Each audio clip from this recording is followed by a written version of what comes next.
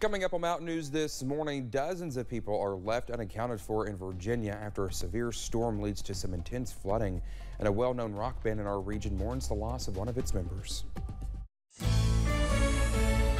Dedicated to Eastern and Southern Kentucky, this is WYMT Mountain News This Morning.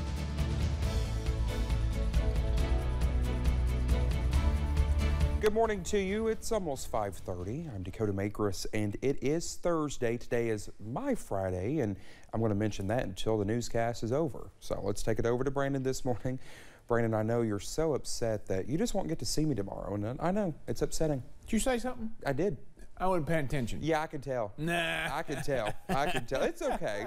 It's okay. I just like to tune you out sometimes. You can't tune me out. Yeah, I can. You can try. No, I can. Well, eventually. It is hard, but I can. Eventually, I get your attention. Sometimes. Because I just throw a fit. There you go. This is true. Thankfully, most of them it's off air. All right, let's get into the forecast this morning, which is much more cool and crisp this morning. I was actually clipping a little video there, that's why I was looking down. US 119, US 23 over at Jenkins. Everything looking pretty quiet over there this morning. No fog in the higher elevations, but it's starting to drift into the lower elevations. Temperatures still in the 50s in Wise and Clintwood, 60 as everywhere else, from 56 in Clintwood to 69 in Ashland. That is our range this morning, but a lot of low to mid-60s out there statewide.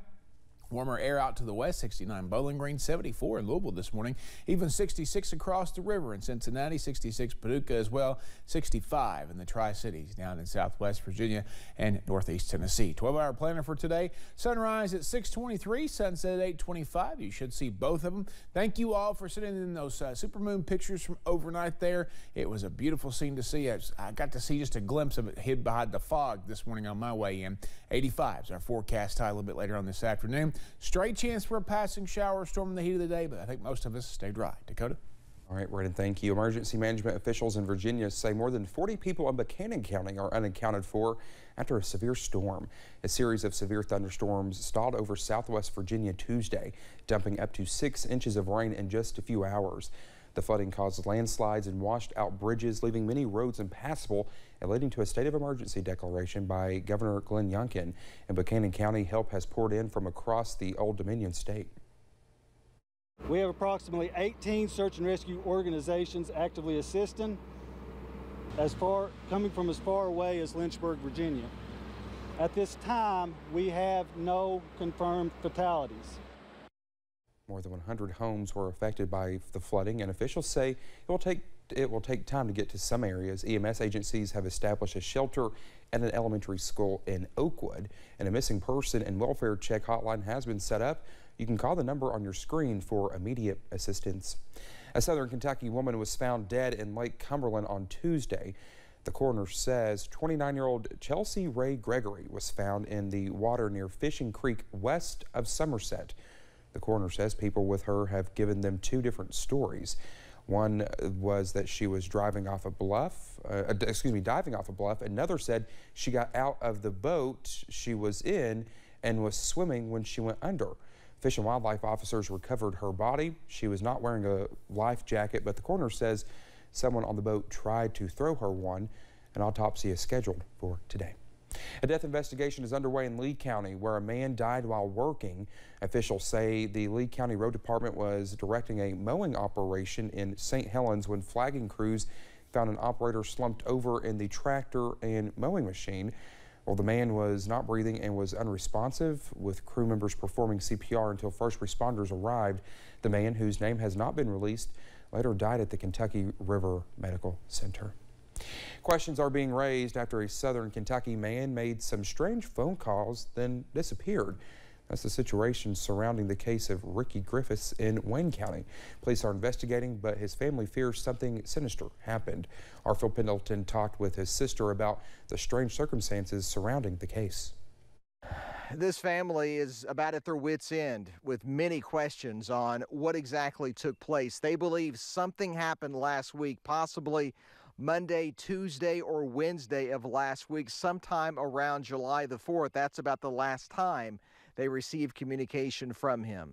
I'm very convinced that there's a foul play going on. I'm very convinced that there are people who know what has happened to my brother. Cheyenne Carney says her brother Ricky Griffiths was last seen on July 4th, but in the days after that, he did make some strange phone calls talking about being stuck in the mud or being stuck on a mountain. His car was later found in a lot of mud in the Coopersville area. His phone was found there too, but no sign of him. The things that have been going through my mind is that somebody's done something to my brother. She says nothing is making sense, but believes there are people who do know what happened, and it would be easy for them to come forward if they would just tell them what's going on. You know, he was in recovery for quite some time, a couple years, and that is a possibility, and the family is well aware of that. But he's still a human. You know, he's still a father. He's still a son. He's still a brother. He's a very hard worker. The Wayne County Sheriff's Office is actively investigating this, trying to find some clues in what may have taken place. We're also told the family is raising money through a GoFundMe page, hoping to set a reward at some point. Wayne County, Phil Pendleton, now back to you. Griffith's family is asking if anyone in the Coopersville area has any security footage of a white Cadillac around July 5th to please let them know. An Irvin man was sentenced to more than 30 years in federal prison on Wednesday. Brian Krim pleaded guilty to production of child pornography. Krim and his wife, Brandy LeRae Krim, were arrested in September of 2020 after receiving a tip from the National Center for Missing and Exploited Children about uploads made to Google. The Krims both pleaded guilty to the charges in March 2022. Brandy was originally scheduled to also be sentenced on Wednesday, but her sentencing was continued to a later date. Well, emotion overcame Lexington activist Sarah Williams on Wednesday after a jury found her not guilty on all but one charge. Williams was charged with 5 misdemeanors, including enticing a riot and resisting arrest. Those charges stemmed from a racial justice protest in downtown Lexington in summer of 2020. After 2 days of testimony, a jury deliberated for 2 hours before reaching a verdict. And the outcome shows us that we live in a community that wants something better. 50 or 60 years ago, I think the outcome would have been different. Williams was initially facing 5 misdemeanor charges. The charge of being in possession of drug paraphernalia was thrown out before proceedings began. Williams was found not guilty on enticing a riot, resisting arrest, and being in possession of marijuana. She was, however, found guilty of disorderly conduct, which is a $250 fine. The London Police Department is experiencing some changes in leadership. Travis Dotson, a Laurel County native who has previously held the roles of lieutenant and sergeant within the department, was named the interim chief of police. Dotson has been with the department for nearly 20 years and says he's excited to step into this new role.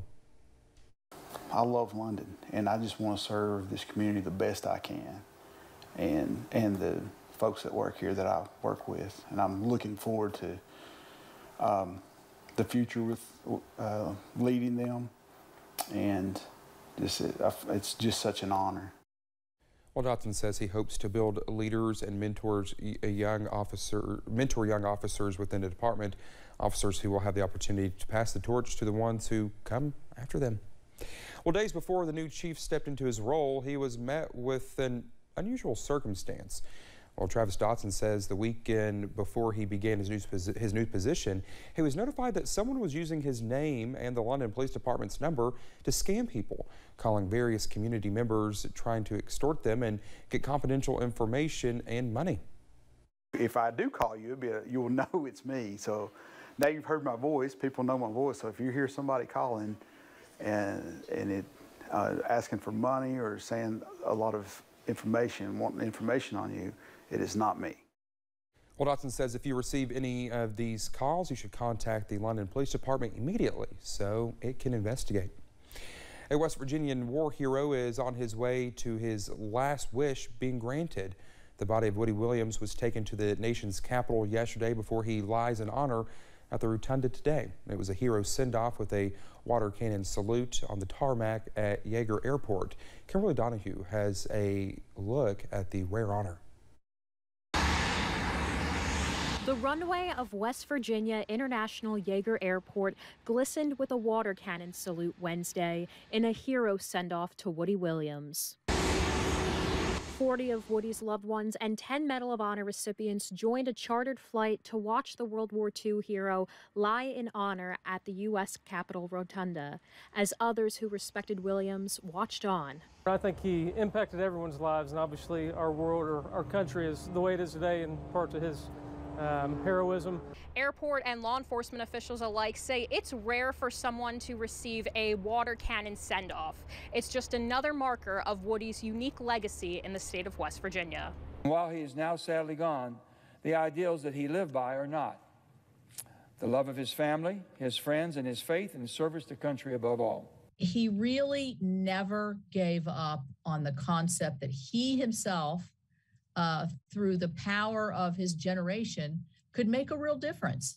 And he did. It's the dedication to a cause greater than himself, West Virginians say, will be his lasting legacy. I had the opportunity and the privilege to meet with him several times. Always a very caring man, selfless man, just a real nice guy. Well, the one thing he said was great humbleness, was that this shouldn't be for me. This should be for all of us. Woody lived every day as if he were given a second chance, and we are all so much better for it.